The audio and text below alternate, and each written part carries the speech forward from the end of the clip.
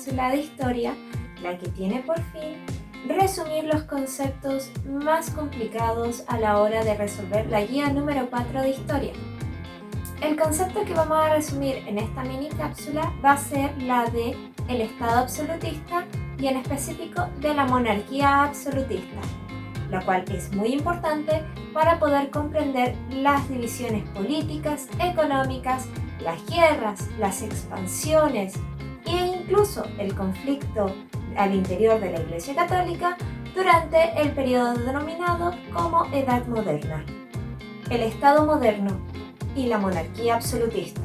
Durante los siglos XIV y XV, los antiguos estados medievales comenzaron a cambiar, muchos de ellos producto de las grandes pestes, del ascenso de los burgueses y la expansión del comercio y las múltiples guerras que se desarrollaron en el territorio. Una de las guerras bastante remarcables de este periodo tardo medieval va a ser la Guerra de los 100 Años, la cual va a enfrentar al Reino de Francia contra el Reino de Inglaterra.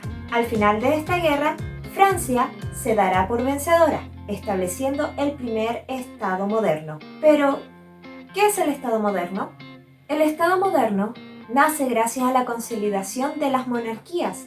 Debido a las múltiples guerras, los antiguos señores feudales van a ir perdiendo poder. Asimismo, con el ascenso del mercado y la reaparición de las ciudades, va a aparecer una nueva clase social, que se va a llamar la burguesía. Esta burguesía, caracterizada por banqueros y por mercaderes, va a ayudar a los monarcas a afianzar en su poder a través de tratados y a través de pequeñas ayudas mutuas. Con ello, se van a consolidar en la cima de la pirámide estamental moderna. Los señores feudales, que antes tenían el poder disgregado entre ellos, ahora le deberán prestar completa devoción a un único rey, quien va a centralizar todos los poderes del Estado en su persona. Ahora bien, el Estado moderno no va a adoptar la misma forma en los distintos reinos europeos. El Estado moderno francés se va a caracterizar por su absolutismo férreo, sobre todo con la figura del rey Luis XIV. Por su parte, Inglaterra va a tener que pasar primero por guerras civiles denominada la Guerra de las Rosas, un breve periodo a la cabeza de la monarquía de los Tudor, donde tal vez habrán consolidado una cierta idea de Estado absolutista, para finalmente tener que compartir la monarquía con un parlamento, a la que se conocerá como monarquía parlamentaria. Por otra parte, en los reinos de la península ibérica no había una cohesión real. De hecho, se tuvo que esperar hasta la liberación de Granada y hasta la consolidación y la unión de los reinos de Castilla y Aragón para que se pudiese tener un prospecto de Estado absolutista. Sin embargo, los reyes en España tenían que gobernar con ayuda de las distintas cortes de los diferentes reinos al interior del reino español. Esto generó que el poder se descentralizara y se adoptara un modelo de monarquía corporativa. Por su parte, de una manera bastante similar, Italia se va a organizar en ciudades-estado. Cada ciudad-estado va a ser un reino diferente, con una monarquía diferente y una manera de administración completamente disímil a sus vecinos. Por ejemplo, tendremos reinos tales como Venecia, Florencia, Nápoles y Roma, entre otros. Finalmente, tenemos el extraño caso del Sacro Imperio Romano Germánico. El Sacro Imperio Romano Germánico había aparecido durante la Edad Media. En él se congregaban los distintos principados de origen germánico al este de Europa. Si lo llevamos a lo hoy en día, el país que es heredero de este Sacro Imperio Romano Germánico vendría a ser el territorio actual de Alemania. Antes de continuar, debemos definir 4 conceptos claves para poder seguir hablando de las monarquías absolutas. Primer concepto, el Estado moderno. Organización política que se caracterizó por tener un gobierno centralizado y fronteras muy definidas. Segundo concepto, nación. Conjunto de personas a quienes las une un vínculo común, como la cultura, las tradiciones, el idioma, entre otros. Tercer concepto, ciudad-estado, estado autónomo al cual se comprende el gobierno de una ciudad o un territorio muy pequeño. Finalmente, el cuarto concepto, república, forma de organización del gobierno en el cual las autoridades máximas son elegidas por los ciudadanos o por un parlamento, y estas figuras de autoridad están en el gobierno por un periodo determinado. monarquías absolutas y monarquía parlamentaria. Comenzaremos primero definiendo la monarquía absoluta y dando el ejemplo clásico al nombrar al famoso rey francés Luis XIV, también llamado el Rey Sol. Durante los siglos XV y XVI, las monarquías nacionales se van a fortalecer de gran manera. Esto va a permitir que el poder se concentre en manos de la corona y que en muchos casos van a transitar hacia el absolutismo, que es un estilo de Estado en el cual todo el poder se concentra en una figura específicamente, que es el regente. El caso típico para hablar del absolutismo es el de el rey francés Luis XIV. Según el historiador inglés Peter Bird, el rey francés Luis XIV tuvo que construir su imagen para plantearse como un rey absoluto. Esto a través de la creación de arcos de triunfo, de un imaginario que lo siguiese. De esta manera, las personas, la nobleza y el resto de los estados modernos europeos lo podían identificar de forma clara como la cabeza de la Francia del siglo XVII. Esto era importante porque el rey Luis XIV concentraba todo el poder en su persona y él estaba muy interesado en que las personas lo supiesen y que hiciesen su voluntad.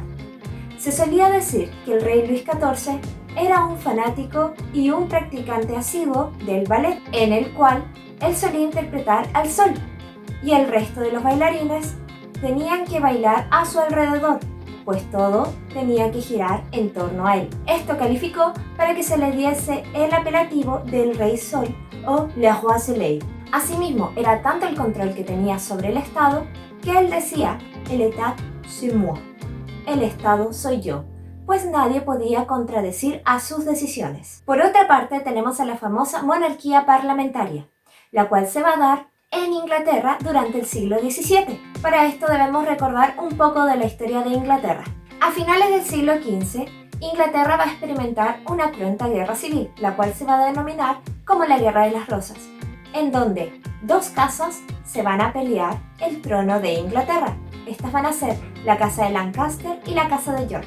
Finalmente, tras una cruenta guerra, va a nacer una nueva casa, la que se va a llamar la Casa Tudor, cuyo primer rey va a ser Enrique VII y va a definir los primeros pasos del absolutismo en la isla. Su sucesor natural va a ser Enrique VIII, famoso por sus múltiples matrimonios y por un aspecto bastante importante para el control de la isla, y es que él va a separar la Iglesia Católica y va a crear su propia iglesia, a la cual se le va a llamar como Iglesia Anglicana, donde el rey también va a ser la cabeza del culto religioso al interior de Inglaterra. A la muerte de Enrique VIII, quien no dejó hijos varones, le van a suceder sus dos hijas, María Estuardo, quien es escocesa y va a estar en el poder por muy poco tiempo, ya que no va a ser del agrado de los ingleses, sobre todo porque ella es una practicante católica y sus ideas absolutas pretenden volver a establecer lazos con el Vaticano, y la reina Isabel I. Isabel I va a ser bastante popular dentro del pueblo, dado que va a tratar de gobernar para poder complacerlos de mejor forma. Eso también le va a ganar el desprestigio desde sus consejeros y el incipiente Parlamento británico. Sin embargo, Isabel I va a ser la última Tudor. ¿Quién va a acceder al trono ahora? Nuevamente van a ser reyes escoceses los que accedan al trono. El problema con los reyes escoceses es que muchos de ellos son católicos y quieren gobernar bajo un absolutismo férreo. Esto va a generar aún más resquemores dentro de Inglaterra, sobre todo porque a pesar de mantener un absolutismo, las personas en Inglaterra estaban acostumbradas a que los reyes consultasen con un parlamento las decisiones importantes a tomar. Por ello, cuando Jacobo I, rey Estuardo escocés, accede al trono, no va a ser muy bien recibido por parte de los ingleses. Tampoco lo va a hacer Carlos I, otro de sus sucesores. Esto va a generar una gran revolución al interior de Inglaterra, la cual se va a llamar la Gloriosa Revolución Inglesa. Esta pretendía que los reyes no pudiesen gobernar de manera absoluta y tenían que compartir su poder con un parlamento. La revolución se va a extender por varios años. De hecho, van a aparecer nuevos reyes durante este periodo, como Carlos II y Jacobo II. El Parlamento inglés, que estaba compuesto por una Cámara de Lores y una Cámara de Comunes, va a decidir finalmente entregar la corona a Guillermo III de la Casa Orange, una casa holandesa, quien va a tener que afirmar y aceptar el Acta de Declaración de Derechos que regía a Inglaterra como una Carta Magna. De este modo quedaba establecida una monarquía parlamentaria, donde el rey tenía que necesariamente compartir su gobierno con un parlamento. Antes de terminar, vamos a repasar los dos conceptos que vimos en esta segunda parte, que son monarquía absoluta y monarquía parlamentaria. 1. Monarquía absolutista. Es un tipo de gobierno en el cual la soberanía recae en la figura que está a la cabeza, en este caso el rey, quien cuenta con poder ilimitado, vitalicio y hereditario. Monarquía parlamentaria. Forma de gobierno en el cual el monarca ejerce su soberanía bajo el control de un parlamento o asamblea. Y bien chicos, esta ha sido la mini cápsula referente al Estado moderno. Específicamente hablamos de los temas del Estado absolutista y del Estado parlamentario, asimismo como estos estados modernos se fueron conformando una vez terminase sobre todo la Guerra de los 100 años. Espero que hayan podido entender, que esto les haga mucho más fácil comprender la guía número 4 de historia, y si quieren otra cápsula me van diciendo cuál es la temática que más les interesa ver. Hasta la próxima.